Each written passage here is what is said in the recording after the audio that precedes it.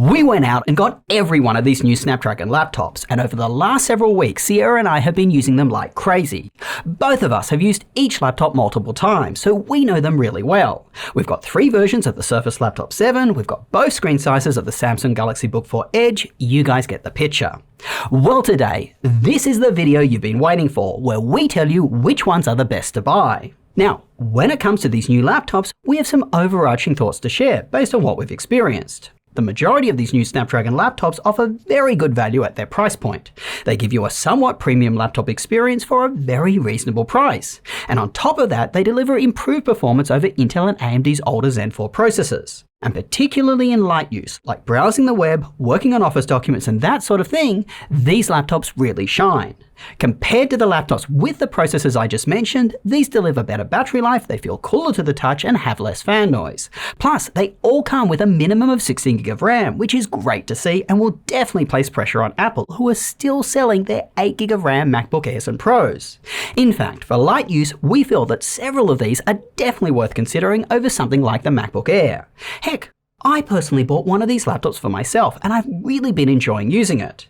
But these laptops are nowhere near as amazing as Qualcomm has hyped them up to be. Their processors become significantly less efficient when running performance tasks, which does result in some fan noise, heat you feel, and worse battery life.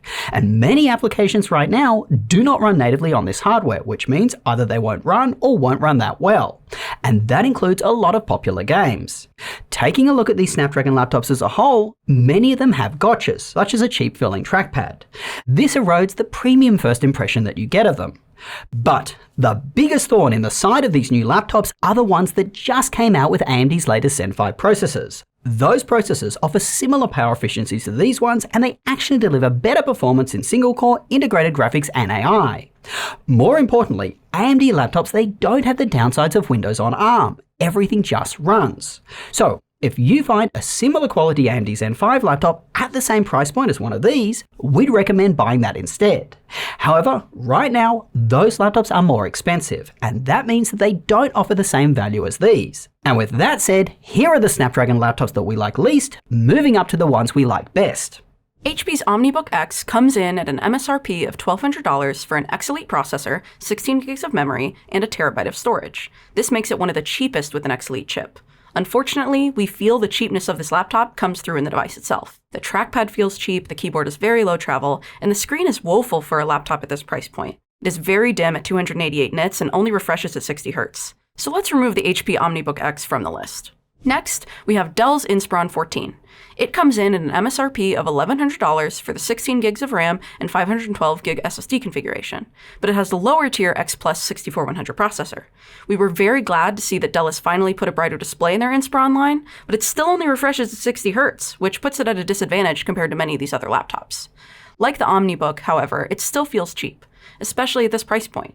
In our Cinebench testing, we noticed it got very warm and had much more noticeable fan noise than these other laptops. It also felt laggy when doing basic tasks in the default performance mode. Competition is stiff, and this one, unfortunately, just isn't competitive. At a higher price of $1,300, Dell also offers their XPS 13. We know these XPS laptops very well. They are incredibly well built, they look stunning, and they are very compact. They also perform extremely well for their size.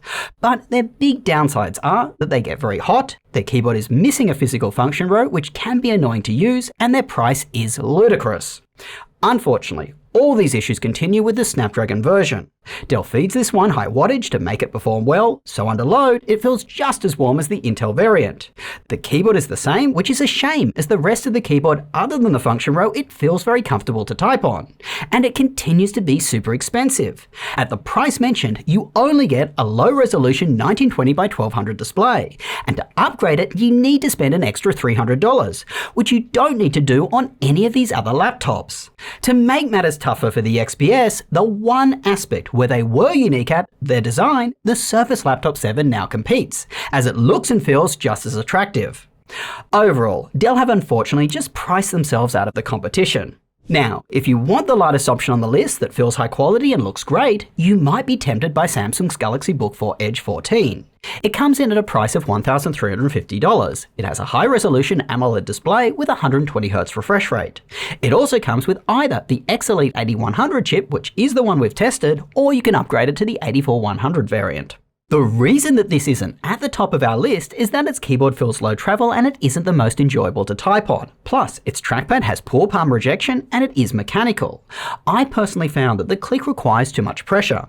And when running performance tasks on this laptop, it gets insanely hot to the touch. And although it doesn't have a lot of fan noise and its fans aren't loud, when they do come on, they are high-pitched. That makes the fan noise on this laptop more noticeable. Finally, I definitely noticed micro lags while using it, which was just annoying. The good news is we are now done with the ones we don't recommend, and it's time to get into the ones we do. So let's start with those of you looking for a smaller, more portable Snapdragon laptop. Our two favorites are the Lenovo Slim 7X and the Surface Laptop 7. Lenovo Slim 7X gives you a comfortable keyboard, strong CPU performance, and a large display for a portable laptop. Coming in at $1,200, it has a bright, high-resolution 14.5-inch touchscreen display measuring over 500 nits. Some other things that stood out to me were the Dolby Atmos speakers. With two facing you, the sound was quite nice, albeit lacking in bass. Since we haven't shown you what the speakers are like yet, here they are from worst to best.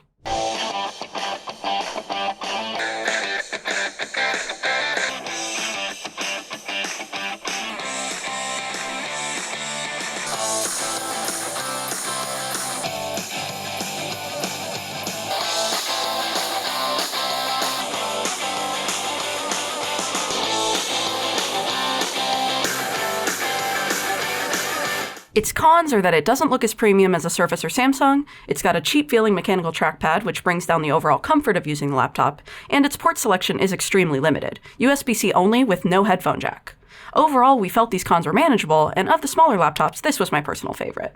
Look, for me, these Snapdragon laptops are just not something I could buy as my sole device. They don't run the games I play, and their graphics power is unacceptable for what I need to do.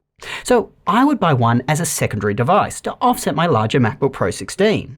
That means I'm using these laptops for writing scripts, checking the internet, and managing this business. For that, I don't need the performance of the Slim 7X or any of these laptops with an X Elite processor, and I don't notice as much one of the issues of the Surface laptops, which is that under performance loads, they get very hot.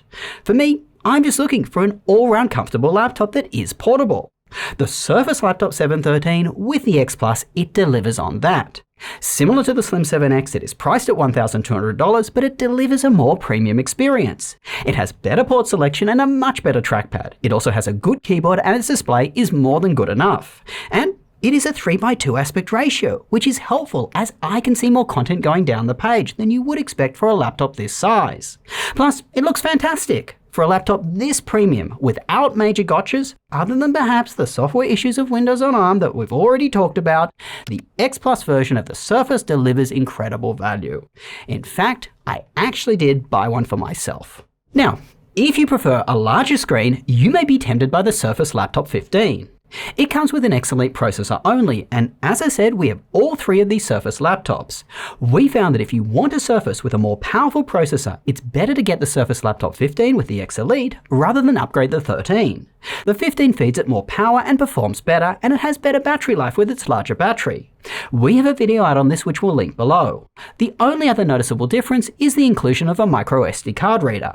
Given the laptop's larger size, we were disappointed that they didn't include a full-sized one and an HDMI port. But before you run out and buy the Surface Laptop 15, you may want to consider the Samsung Galaxy Book 4 Edge 16. It is a somewhat magical device in how thin and light it is, given its large display. It is lighter than the Surface Laptop 15, and due to its weight distribution, it feels significantly so. It looks great, it feels premium, and it performs well. Like the Galaxy Book 4 Edge 14, the keyboard feels low travel and the fan noise is high-pitched. So when it does come on, you will notice it in a quiet room. That being said, if you stick to light tasks on this laptop, it doesn't come on a lot. And if you do performance tasks, the 16-inch version feels cooler to the touch than the 14, and also the Surface 15 for that matter. But the trackpad palm rejection issues of the 14 unfortunately is massively amplified on this laptop. Its trackpad is huge and you have to rest your palms on it. I personally solved this issue by just disabling the trackpad and using an external mouse. Overall, I enjoyed using the Samsung Galaxy Book 16 more than any other another of these large screen Snapdragon laptops. My turn! This leads us to our final and my favorite device on this list, the Asus VivoBook S15. For me, it was a close race between this one and the Slim 7X, but this one pulls just a little ahead. It has an excellent large 15.6-inch OLED display, yet is incredibly lightweight. It has the best port selection of these laptops, and I like its keyboard.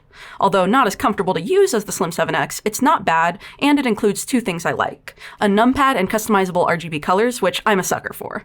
Performance-wise, it's one of the best, but as mentioned, we don't really recommend buying these for performance tasks, so I'd save $200 and buy the X Plus version with 512 gigs of storage for $1,100, rather than the X Elite version for $1,300 with more storage at a terabyte. You can upgrade the storage yourself anyways. The main cons with this laptop are that its build quality just isn't as premium as something like the Surface, and the VivoBook's webcam is quite grainy. Now we'll show you the rest of these from worst to best. The Slim 7X was our least favorite in audio and video quality. Dell's Inspiron feels a little bit oversaturated. On the other hand, both of the Samsung Galaxy Book 4s lack contrast. They look and sound about the same. The XPS 13 was fine, but it did pick up a bit of background noise. The Surface has a decent quality webcam and mic. This goes for both the 15 and the 13-inch versions. And finally, the OmniBook offers up to 1440p, which we think makes it look the best. In conclusion, if you are someone doing basic tasks like Office and browsing the web, these work well and offer tremendous value for their price. What you'll notice, though, with both Josh's favorite, the Surface Laptop 7, and my own, the VivoBook S15,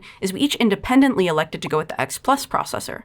Given the tasks we've mentioned that run well on these, there really isn't much point in getting the X Elite, and in some cases, it will hurt you. The Surface Laptop 7 13-inch with X Elite has worse battery life than the X Plus version, and of course it costs more. Now if you do want to run performance applications, only buy one of these if you are certain your software runs natively. For you, the Slim 7X is a good buy if you want a smaller laptop, or the earlier mentioned VivoBook S15.